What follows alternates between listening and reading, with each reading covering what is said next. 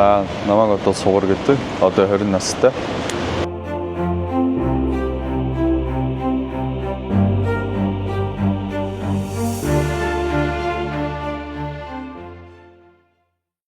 За усан спортоор 7 настайгаас эхэлчихлээ. Одоо 70 адад одоо баяраа дасгалжуулагчийн доор бол 8 настайгаас хойш яваад нийт 12 жил болсон байна. Би айгүй их илүүдэлжинтэй байсан байхгүй. Тэгээд ерөөхдөө турах зорилгоор орж ирсэн. Анх төвсөн дээж явуулж байгаад 10 настайд яг энэ ч нэг хөрсөг тэмцээн болж ирсэн. Тэрэн дээр нэг мөнгөн медаль аваад ер нь тэгээ хүүхдчин медаль авахаар ер нь урамшаад ер нь илүү хичээгээд бэлтгэлтэй явж байгаа. 14 настайгаас эхлээд гадаадын тэмцээнд орж эхлээд туршлага өргөлөөлөл явсан. Залуучуудын дэлхийн аврагт орж ирсэн.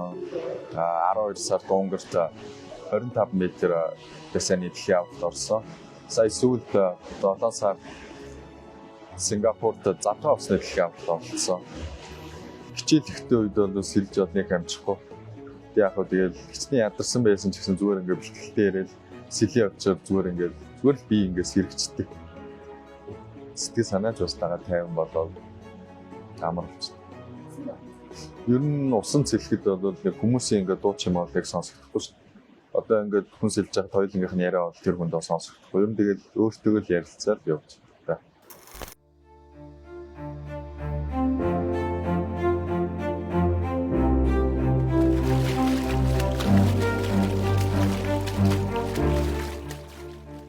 За би бол мэлхий сэлт тэгээ холын зав үрсэлт хоёроор явдаг. Энэ одоо хасан тэмцээн яг Энэ хоёр төрлөөр л уралддаг. Надад бол гадны тэмцээнд уралдахад илүү амар санагддаг. Нөгөө учир нь одоо ингээд энэ тэмцээнд уралдах юм бол ер нь бол намайг бол ер нь тамирчдад мэддэг. Тэр нэг жоохон ингээд дарамт марамт үүсгээд яг шиг сайдээ. Хиттэй явах нь уу, яаж явах нь уу, сайн явах нь уу, муу явах нь уу гэдэг. Гадаад бол намайг бол сайн мэдэхгүй шүү дээ. Энэ бол дарамт арай бага шиг байсан. За сая 7 сард Сингапурт задгаа усны дэлхийн аврагт оролцсон. Энэ одоо Монгол улс бол хамгийн анх удаага ингэж оролцсон тийм том тэмцээн байгаа. Нийт 4 тамирч орсон. Хэцүү байсан зүйл юу гэхээр ерөнхийдөө бол 70 ус ч ийм бассейны ус шиг юм тогтуу биш. Давлгаатай. Ерөнхийдөө бол юу ч харагдахгүй нэг тийм харанхууд. Тэгээд бас айгүй их давстай. Тэр нь хэцүү. Тэгээд давлгаатай болохоор жоохон сэлж явж байгаад урагшаа ингээд замаа харахгүй бол нөгөө нэг давлгаандаа төрөгдөөд яа ингээд чигээр явахгүй далигаа явчих магадaltaй байсан. Тэр нь л хэцүү байсан. Бэлтгэл дээр хин одоо илүү хичээж энэ л одоо ухаантай ажиллана л одоо тэмцээн дээр ял байгуулдаг гэж би боддог. Ер нь тэмцээн дээр би бол аль болох тайван байх хичээдэг. Тайван намуухан дуу сонсож. Тэгэхээр нөгөө нэг биемийг хөшөд сандах нь гайгүй.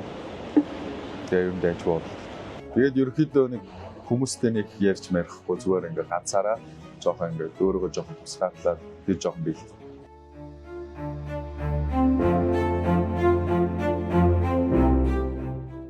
Сугрын хувьд бол анхнаасаа л ерөөсөө сонгож авсан тамирч юм байсан. Угаасаа өөрийнх нь характер, бие физиологийн асуудал нь бол мэдээж бас усан огшсон байсан. Тэгээд яг хэдэн жилийн хугацаанд яг тамирчин болох тэр техник арга барил бүгдээ зааж өгч суулгаж байсан. Тэгээд тэрний дараа өсвөр үе залуучдын улсын аврагаас эхлээд бид тэгээд тогтмол тэмцээнд оролцсон байсан. Ер нь бол Монгол улсын түүхэндээ бол эхний гуравт дандаа эхний байруудад шалгарч байсан. Тэрнээсээ шалгарч тэм дэлхийн тэмцээнд оролцож байсан. Тэмцээнд одоо нэг муу амжилттай оролцсон. Одоо бүр цагийн амжилт бүр буурах тохиолдлууд бол бүр ингээд хөлий гэж боддог байсан. Ер нь ингээд амар хэцүү бэлтгэл хийгээд нөө цаг маг авахгүй байхаар ч бас нэг жоохон готролд орох гэдэг. Гэтэл нэг хэд орноос зүгээр бол буцаад бэлтгэлтэй л орчдөг л та. Ингээд дуусгачаар арай хайран биш тэгээд ер нь нэг тэмцээн дээр алдаа гарах юм бол аль болох тэрнээсээ тэгээд тэр алдаага засаад дахиж давтахгүй байхыг л ер нь үздэг.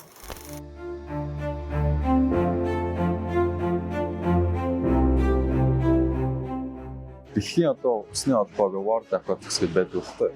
Тэрнээс ингээд жилд нэг тэдэн хүүхдэд нэг тоо зарлцсан нэг тийм тэтгэлэг зарлах юм байлаа.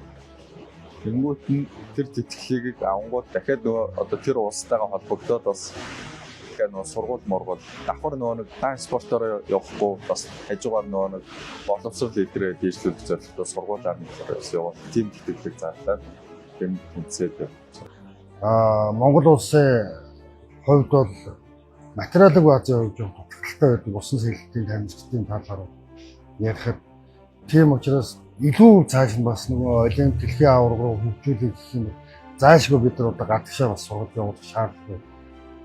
Тэгэхээр энэ тухайн тамирч маань өөрөө бас сонгогдсон тодорхой хэмжээний төв дэлхийн аваргуудад амжилттай оролцсон. Тийм учраас бид нар энэ сугрыгаа бас цааш хөгжүүлээ. Бас олон улсын тэмцээнд тогтмол амжилттай оролцоодой гэдэг үүднээс мэдээж бас олон улсын усны холбоо тухайн саналыг бол хүргүүлсэн. Яг энэ хүрээндээ ч бас азан таарсан юм уу? Унгарын засгийн газар усны холбоо яг 3 жилийн тэтгэлэгт ийм хөтөлбөр зохион байгуулж байгаа. Бид нар яг ингээд боломжинд таараад ингээд орж байгаа. Энэ бидэрт бол маш том боломж гэж харж байгаа юм. Цаашид тамирчин маань амжилттай ингээд энэ хөтөлбөртөө хамрагдаад төв дэлхийн тэмцээнүүдэд эхний байруудад зогсоод дэлхийн аваргад амжилттай оролцоод олимпиада эрхийг аваад олимпиадаа сайн оролцоосаа л гэж үзэж байна. Тууштай байдлаар явахын тулд бас гэр бүлийн дэмжлэг аягүй чухал санагддаг. Одоо шинэ тамирчдыг одоо ингээд эцэг ихэн одоо баг зүгээр сэлд сураад тэмцээнд ороод баг шууд медаль авах юм шиг яриад байдаг байхгүй.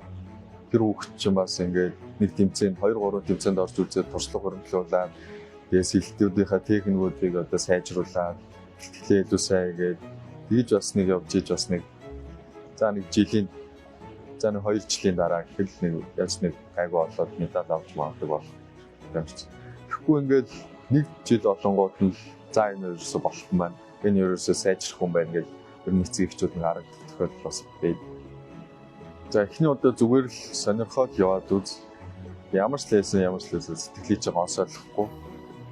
Тэгээд бэлтгэл хийж иглэл ер нь тууштай байж хэлээ.